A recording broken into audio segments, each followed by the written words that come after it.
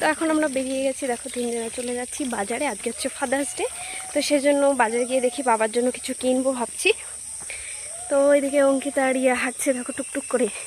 Actually আজকে একটু বৃষ্টি নেমেছে, তো আমরা এখন টোটোতে যাব। তো রাস্তায় কাদা আছে বলে সামনে টোটো আছে, তো চল এখন যাই, তারপর যেতে যেতে কথা হচ্ছে। এই বাগানের এইটুকু হচ্ছে কাঁচা রাস্তা, প্রচণ্ড কাদা, তো সেজন্য আমরা হেঁটে হেঁটে যাচ্ছি। টোটোটা সামনেই ছিল। তো এখন আমরা দেখো টোটোতে চলে যাচ্ছি। এদিকে রিয়া, অঙ্কিতা আর একটা দিদি, আমরা সবাই মিলে চলে যাচ্ছি।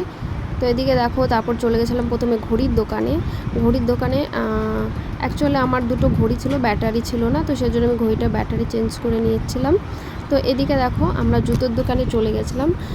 ভাবছিলাম বাবার জন্য একটা ভালো দেখে জুতো নেব, কারণ বাবার যেই সবসময় মানে কোথাও গেলে যে একটা ভালো জুতো লাগে সেটা বাবার প্রায় নষ্ট হয়ে গেছে, তো সেজন্য বাবার জন্য একটা ভালো দেখে জুতো নিচ্ছিলাম।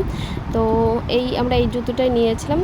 তারপর আমি ভাবলাম যে শুধু বাবাকেই কেন দেবো, মাকেও দিই। তো মায়ের জন্য একটা ভালো দেখে জুতো নিচ্ছিলাম, যাতে মায়েরও একটা ভালো জুতো হয়ে যাবে। তো এই জুতোটা দেখছিলাম, আমার পায়ে যে জুতোটা ওটাই নিলাম ফাইনালি। এক কথা না না জানোস না তাই কি করছি।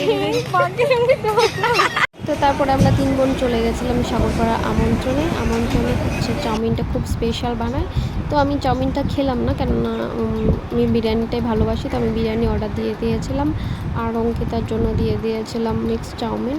তো এদিকে দেখো আমরা 3 বোন গল্প করতে করতে চাউমিনটা খেয়ে নিলাম। তারপরে তো বাড়ি আসার সময় আমরা 3 জন 3টে আইসক্রিম নিয়ে খেতে খেতে চলে এসেছিলাম। তো তারপরেই বাড়িতে নিয়ে এসেছিলাম আমি বিরিয়ানি, আর নিয়ে এসেছিলাম চাউমিন বাবা আর মায়ের জন্য।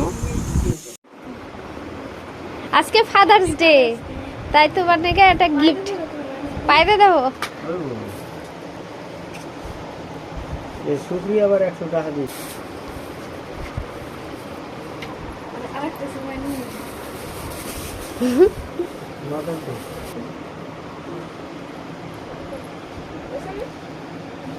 হয়েছে না বড় হয়েছে?